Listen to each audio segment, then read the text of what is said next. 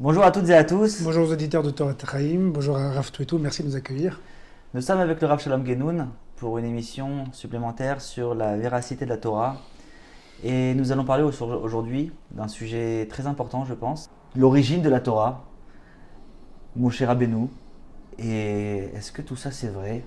Est-ce que ça peut, première question, est-ce que tout ça ça peut-être pas été inventé par un homme ou alors par plusieurs personnes pour, je sais pas, de raisons politiques, comme on voit d'autres religions qui ont été créées pour ça. Qui nous dit que c'est vrai tout ça, tout ce qui est écrit dans la Torah? Alors, déjà, il faut comprendre que c'est une question légitime. C'est une question à se poser, il ne faut pas en avoir peur. Parce que lorsqu'on se pose ce genre de questions et qu'on arrive à élucider de manière rationnelle ces faits-là, ces faits historiques, eh bien la foi qu'on acquiert, c'est plus une foi instinctive, une foi, une chimère imaginative, comme ça, imaginaire. C'est un savoir. C'est ce que Dieu voulut. À Temedai, Dieu nous dit, vous êtes mes témoins. Vous êtes les témoins de mon existence par le fait que je me suis révélé à vous. Et donc tout commence par effectivement une révélation. La révélation du Sinaï qui a compris des millions de témoins. Preuve en est le texte. Mais comme nous allons voir, la preuve ne vient pas du texte. Elle vient des témoins oculaires qui ont été les sujets de cet événement, de cette révélation, qui vont porter le texte en tant que témoignage qu'ils vont transmettre à leurs enfants. Alors qu'est-ce que le texte dit? Le texte dit qu'il y avait 600 000 hommes de 20 à 60 ans, ceux qui étaient prêts à aller à l'armée. Quand on calcule leurs femmes, les moins de 20 ans, les plus de 60 ans, le Erevrav, donc les Égyptiens qui sont mentionnés dans le texte, ayant suivi le peuple juif, on a au bas mot 3,5 millions de personnes. Donc si on avait la viabilité qu'il y avait effectivement 3,5 millions de personnes à cet événement-là, 3 millions de personnes ne sont pas soupçonnées de mentir et d'inventer des mensonges. Auquel cas, c'est toute l'histoire qui serait à remettre en question. Car Alexandre le Grand, comment sait-on qu'il a vraiment existé? Eh bien, c'est qu'il y a un témoignage de masse qui va faire véhiculer ses faits d'armes, ses chroniques, etc. et sa vie. Donc, le témoignage de masse fait foi dans l'histoire. Ajoutons à cela ce que le Rambam dit, qu'il s'agit de leurs parents des parents qui vont témoigner ça à leurs enfants de manière générationnelle, intergénérationnelle. Ajoutons à cela encore que leurs enfants, une fois qu'ils ont eu ce témoignage-là de leurs parents, vont eux aussi être sujets à des révélations divines, à des interventions divines qui vont eux-mêmes transmettre à leurs enfants. Alors à ce moment-là, si les parents leur auraient menti, les enfants aussi mentiront à leurs enfants. Tout le monde est des menteurs. C'est le roi nu ici.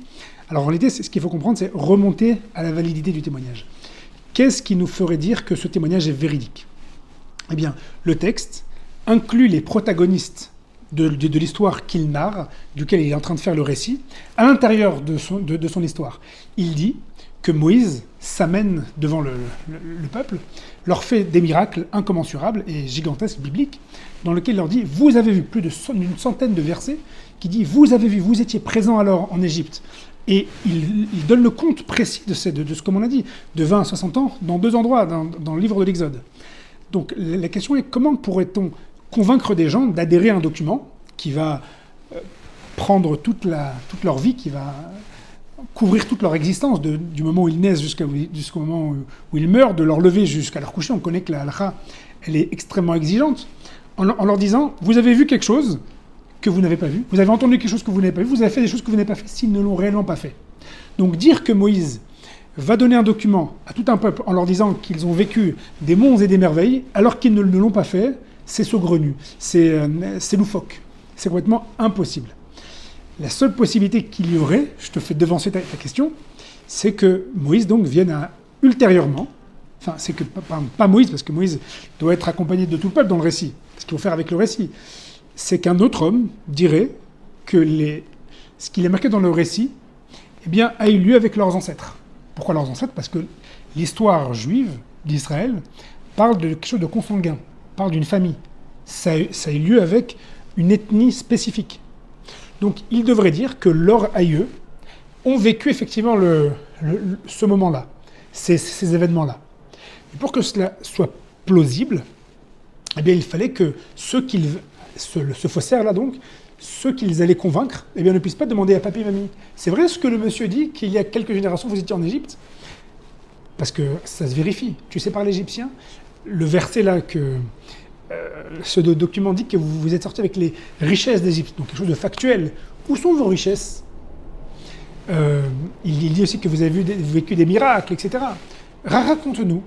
Donc il faudrait qu'on ne puisse pas demander à papy et mamie, n'est-ce pas? Oui. Donc il faudrait que ce faussaire, pour qu'il puisse y avoir l'idée d'un faussaire, qu'il éloigne son mensonge à des générations, à 100 ou 200 ans en arrière, de sorte qu'on ne puisse pas faire la vérification. Et qu'est-ce qui nous empêche de penser et de penser que ça a commencé par... On voit qu'il y a des sectes qui ont commencé avec une personne et qui ont eu une dizaine d'adeptes. Très bien. Et que les adeptes, en fait, ils sont complètement emprisonnés. Même, ils n'arrivent même plus à réfléchir. Tout ce que dit ce gourou, on l'accepte. Tout ce que dit ce gourou, on l'accepte.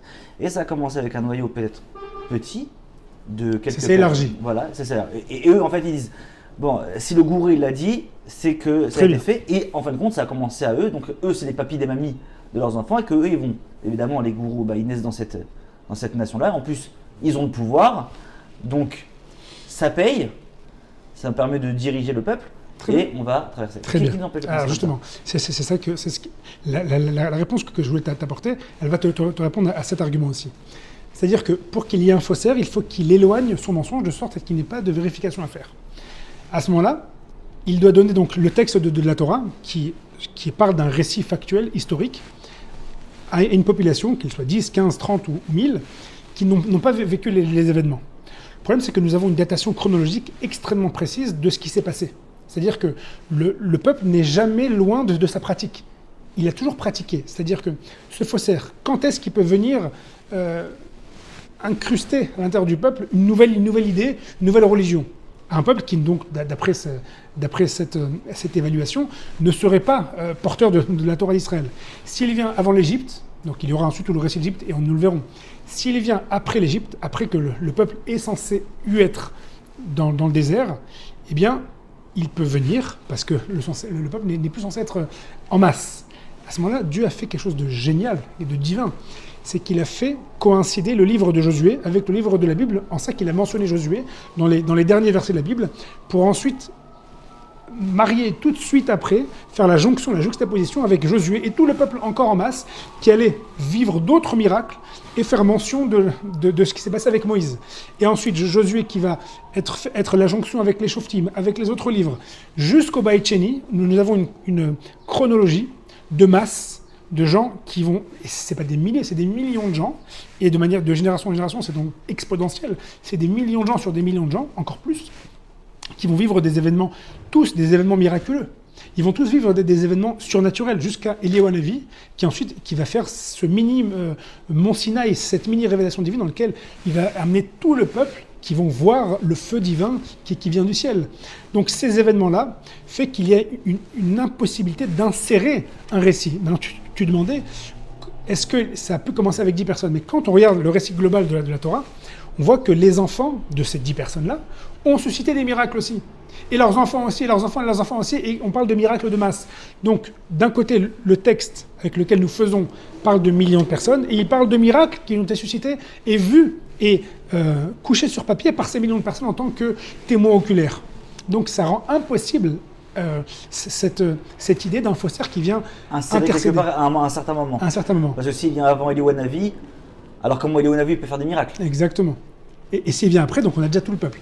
Autrement, il y a un verset dans la Torah, dans le Deutéronome, qui dit « Ve'anta ashira azot lefana ileet, kilot eshakach mipi zaro ». Je traduis. Ce cantique-là sera pour moi un témoin, car il ne sera jamais oublié de sa génération. Donc ce faussaire vient. Parce qu'on est d'accord, je le répète, ce faussaire ne peut pas être Moïse. Parce que si c'est Moïse, il est forcément avec tout le peuple, avec des millions de personnes. Donc là, on lui demande, où sont tes millions de témoins? Donc c'est forcément quelqu'un d'autre, ultérieur à Moïse, qui viendrait peut-être convaincre des gens, 10, 15 ou même 1 million.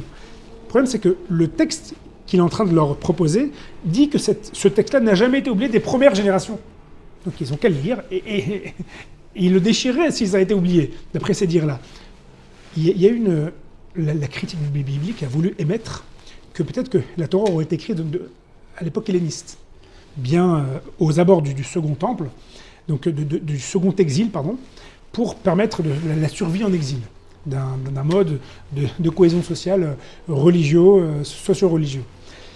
Eh bien, on a trouvé aujourd'hui, en 2022, par le professeur Gershon Galil de l'université de Haïfa, au mont Eval, là où était censé être passé Yoshua, avec tous les miracles du Jourdain, une plaquette avec marqué 31 fois en proto-kénanéen, donc en hébraïque, en hébraïsant de l'époque. Tu seras maudit, et avec le nom d'Hachem, le nom d'Akadosh Baruch Hu, daté d'il y a 3200 ans. Donc on trouve au lieu du mont Eval et du mont Gérizim, là où les malédictions sont censées avoir eu lieu dans le texte, dans le récit de la Bible. Et à ce moment-là, on trouve dans les fouilles, il y a 3200 ans, un écrit précis, avec plus de 400 lettres, parce qu'il y avait 31 lignes, dans lequel il y avait marqué cette description, quoique amateur, parce que c'est quelqu'un qui a dû prendre ses notes, qui rend impossible cette théorie disant que la Bible est écrite à l'époque helléniste. Pour la simple raison qu'ils savaient écrire déjà en 3200, donc à l'époque où ils sont rentrés en Israël. Et autre chose, indépendamment de ça, si c'était vrai que la Torah aurait été écrite à l'époque helléniste, donc, c'est-à-dire à l'époque aux abords du second exil, eh bien, le faussaire aurait dû amener pas qu'un livre de Torah, pas que la Bible. Il aurait dû ramener le livre de Josué, le livre des Melachim, le livre de Shoftim, dans lequel il y a des monuments. Shiloh, le Beth Amikdash, il faut faire avec Megiddo, avec le temple de David, avec les constructions de Chesquiel, avec cette coulée, avec Jérusalem. Comment aurait-il inventé toute cette topographie-là, même géopolitique ? C'est impossible. Même indépendamment du fait qu'on a compris qu'ils savaient écrire et lire il y a 3200 ans, les Hébreux. Prétendre qu'un faussaire aurait pu convaincre les gens à une époque ultérieure de ce que la Bible le dit, implique une connaissance parfaite et surtout une confrontation avec les autres peuples, les Philistins, les Romains de l'époque, chose qui est totalement impossible dans les chroniques de l'histoire. Très bien. Merci beaucoup pour cette émission. Je pense qu'on a abordé quasiment tous les points. J'espère. Et passez une bonne journée à vous. À bientôt.